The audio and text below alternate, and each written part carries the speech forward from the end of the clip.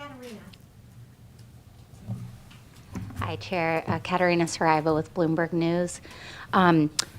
The minutes of the January-February meeting, the last meeting, indicate that you discussed the possibility of runs on non-bank financial institutions and the impact of large unrealized losses on bank portfolios.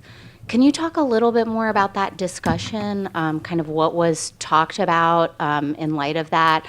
And then why didn't the Fed, do anything about that at that point to ultimately prevent, what happened this month?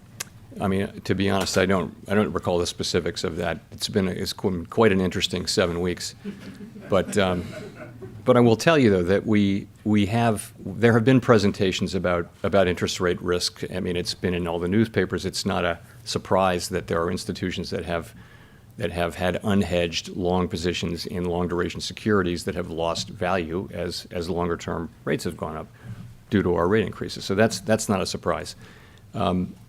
I think, as you know, as it is now on the public record, the supervisory team was apparently very much engaged with the bank repeatedly and was escalating, but nonetheless what happened. And so that's really the purpose of one way to think about the review that Vice Chair Barr is conducting, is to try to understand how that happened and try to understand how we can do better and what policies we need to change. I mean, one thing is the speed of I'll come back to that, the speed of the run. It's very different from what we've seen in the past, and it does kind of suggest that there's a need for possible regulatory and supervisory changes, just because supervision and regulation need to keep up with what's happening in the world.